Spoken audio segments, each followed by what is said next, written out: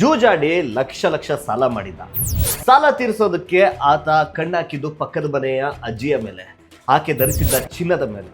ಆಕೆಯನ್ನು ಮುಗಿಸಿದ್ರೆ ಚಿನ್ನ ನನ್ನದಾಗತ್ತೆ ಅಂತ ಪಕ್ಕದ ಮನೆಯ ಅಜ್ಜಿ ಮನೆಗೆ ಬಂದಾಗ ಆಕೆ ಆ ಕತೆ ಮುಗಿಸಿದ. ಅಷ್ಟೇ ಅಲ್ಲ, ಕತೆ ಮುಗಿಸಿ ತನ್ನದೇ ಮನೆಯಲ್ಲಿದ್ದ ಸೂಟ್ ಕೇಸಲ್ಲಿ ಆಕೆಯನ್ನು ತುಂಬಿ ಮಂಚದಡಿ ಇಟ್ಟು ರಾತ್ರಿ ಎಲ್ಲ ಅಲ್ಲೇ ಮಲಗಿದ್ದ. ಬೆಳಗ್ಗೆದ್ದು ಯಾರು ನೋಡದೇ ಇರೋ ಟೈಮಲ್ಲಿ ತೊಗೊಂಡೋಗಿ ಕೆರೆ ಬಿಸಾಕ್ತ. ಆದರೆ ಆತ ಸಿಕ್ಕಾಕೊಂಡಿದ್ದೇಗೆ. ಇದೇ ಇವತ್ತಿನ ಕ್ರೈಮ್ ಕಥೆ ನನ್ನ ಜೊತೆ. ಸುವರ್ಣ ಡಿಜಿಟಲ್ಗೆ ಸ್ವಾಗತ. ನಾನು ಅಲೆಮಾರಿ ಅಮಿತ್.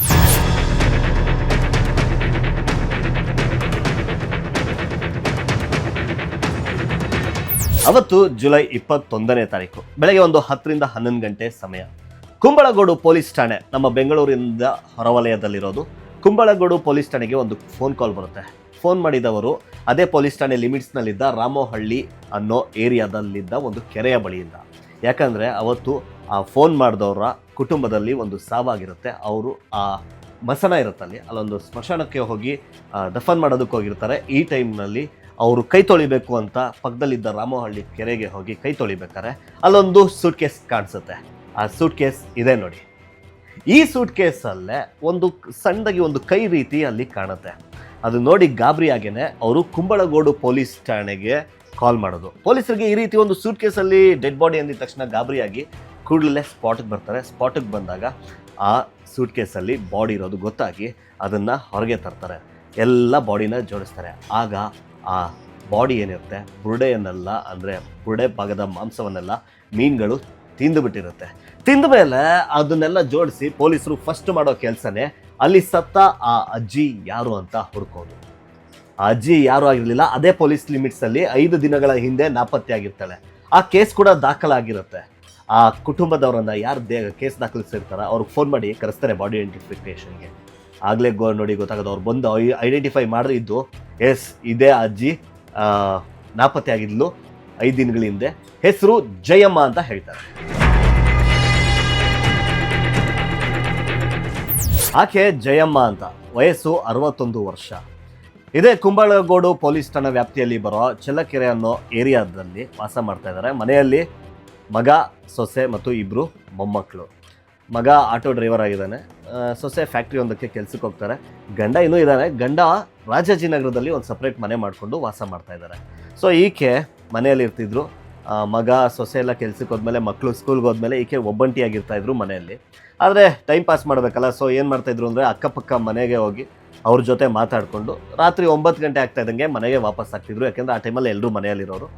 ಸೊ ಎಲ್ಲರೂ ಅದು ರೂಢಿ ಆಗಿಬಿಟ್ಟಿತ್ತು. ಕೆಲ ತಿಂಗಳುಗಳಿಂದ ಹೀಗೆ ನಡ್ಕೊಂಡು ಬಂದಿತ್ತು. 4 ವರ್ಷದಿಂದ ಅದೇ ಏರಿಯಾದಲ್ಲಿದ್ದರು ಈ ಫ್ಯಾಮಿಲಿ.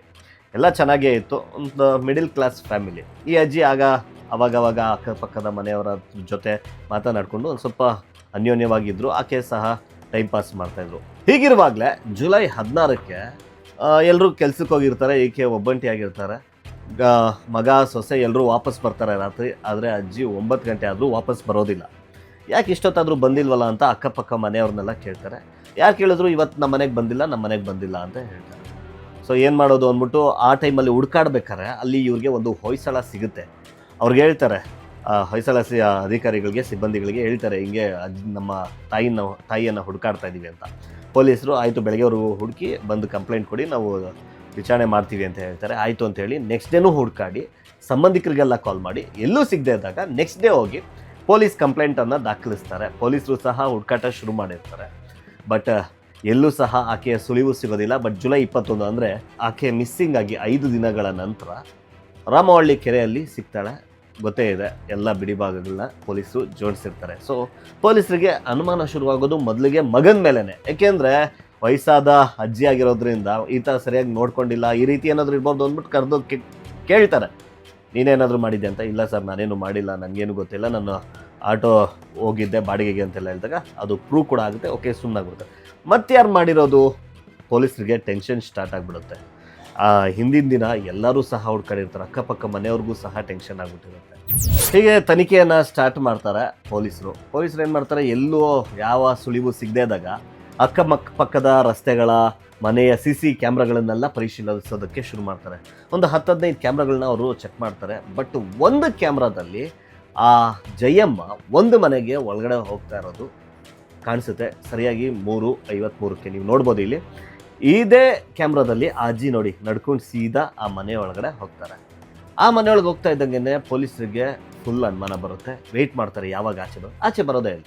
ಯಾಕೆಂದರೆ 3-4 ಅವರ್ ಆದಮೇಲೆ ಅಂದರೆ ಸಂಜೆ ಮಗ ಬಂದು ಹುಡುಕಾಡ್ತಾನಲ್ಲ ಆ ಟೈಮ್ವರೆಗೂ ಆ ಅಜ್ಜಿ ಆ ಮನೆಯಿಂದ ಹೊರಗೆ ಬಂದ ಯಾವ ಸೀನ್ ಸಹ ಅಂದರೆ ದೃಶ್ಯ ಸಹ ಸಿಗೋದಿಲ್ಲ. ಪೊಲೀಸರಿಗೆ ಪಕ್ಕಾ ಇವ್ರ ಮೇಲೆ ಅನುಮಾನ ಬರುತ್ತೆ. ಅಂದರೆ ಇವ್ರಿಗೂ ಆ ಅಜ್ಜಿ ನಾಪತ್ತೆಗೂ ಏನೋ ಲಿಂಕ್ ಆಗಿರ್ಬೋದು ಅಂದ್ಬಿಟ್ಟು ಹೋಗಿ ಆ ಮನೆಯವ್ರನ್ನ ಕೇಳ್ತಾರೆ. ಅವಾಗ ಅವ್ರು ಹೇಳ್ತಾರೆ ನಾವು ಯಾರೂ ಮನೆಯಲ್ಲಿ ಇರಲಿಲ್ಲ ಅವತ್ತು ಅಂತ. ಪೊಲೀಸರು ಅವಾಗ ಹೆತ್ತವರ ಮಗನ ಕೇಳ್ತಾರೆ. ಆ ಮಗನ ಹೆಸರು ಗಗನ್. ಇವನೇ ನೋಡಿ ಈತ ಆ ಮನೆಯಲ್ಲಿ ಅವತ್ತಿರ್ತಾನೆ. ಅಜ್ಜಿ ಬಂದಾಗ ಈತನೇ ಆಕೆಯನ್ನು ಮಾತನಾಡಿಸಿರ್ತಾನೆ. ಸೊ ಪೊಲೀಸರು ಇವನ್ನೇ ಕೊಲೆಗಾರ ಅಂತ ಡಿಸೈಡ್ ಮಾಡಿಕೊಂಡು ಎತ್ತಾಕೊಂಡೋಗಿ ಪೊಲೀಸ್ ಠಾಣೆಯಲ್ಲಿ ವಿಚಾರಣೆ ಮಾಡ್ತಾರೆ. ಗಗನ್ ಆರಂಭದಲ್ಲಿ ಏನೂ ಹೇಳಲ್ಲ, ಬಟ್ 2 ಅವರ್ ವರ್ಕ್ ಮಾಡ್ತಾ ಇದ್ದಂಗೆ ನಾನೇ ಕೊಲೆ ಮಾಡಿದ್ದ ಅಜ್ಜಿಯನ್ನು ಅಂತ ಹೇಳ್ಬಿಡ್ತಾನೆ. ಸೊ ಯಾಕೆ ಕೊಲೆ ಮಾಡಿದೆ ಅಂತ ಪೊಲೀಸರು ವಿಚಾರಣೆ ಮಾಡಿದಾಗ ಅಲ್ಲಿ ಬರೋದು ಈತನ ಬೆಟ್ಟಿಂಗ್ ಹುಚ್ಚು.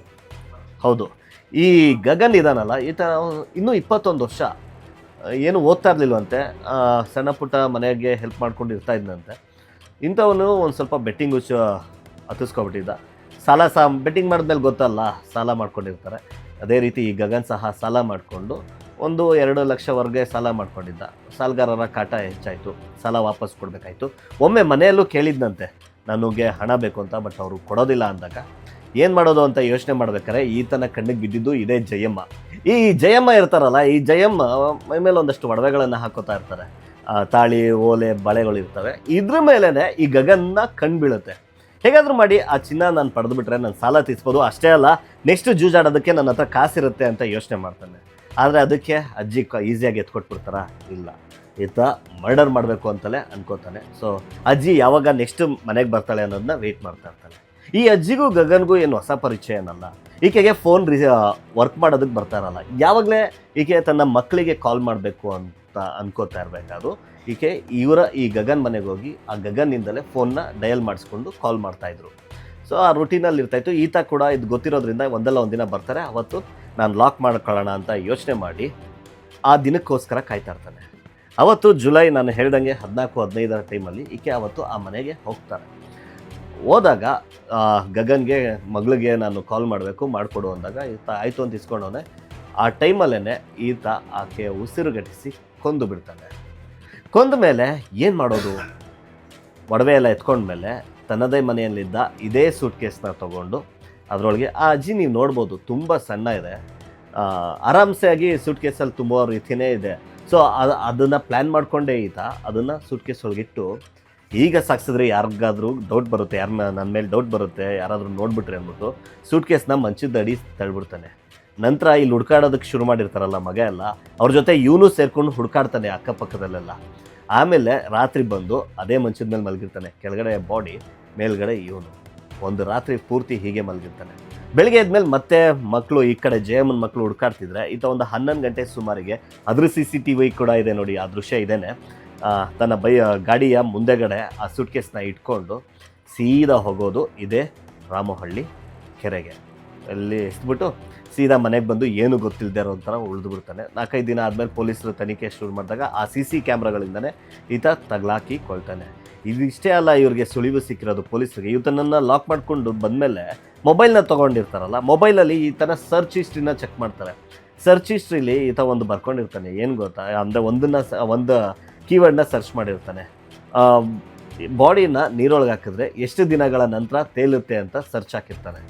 ಆ ಸರ್ಚ್ ಹಿಸ್ಟ್ರಿನೂ ಇವ್ರಿಗೆ ಸಿಗುತ್ತೆ. ಸೊ ಇದು ನೋಡಿದ್ಮೇಲೆ ಇವನ್ನೇ ಅಜ್ಜಿಯನ್ನು ಮುಗಿಸಿರೋದು ಅಂತ ಕನ್ಫರ್ಮ್ ಮಾಡಿಕೊಂಡು ಸೀದಾ ಇವನನ್ನು ಮತ್ತೆ ಕೂರಿಸ್ಕೊಂಡು ಹೇಗೆ ಆಯಿತು ಏನಾಯಿತು ಅಂತೆಲ್ಲ ವಿಚಾರಿಸಿದ್ಮೇಲೆ ಈತ ಡೀಟೇಲಾಗಿ ಇಷ್ಟು ಕಥೆಯನ್ನು ಹೇಳ್ತಾನೆ.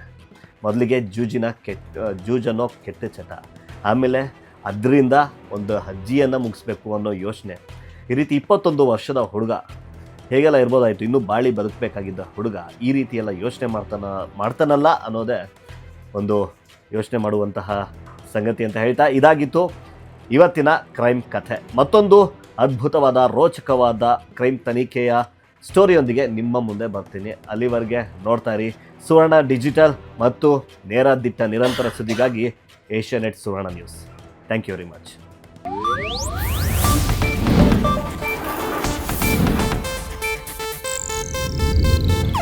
ಇದು ಏಷ್ಯಾನೆಟ್ ನ್ಯೂಸ್ ನೆಟ್ವರ್ಕ್ ಪ್ರಸ್ತುತಿ.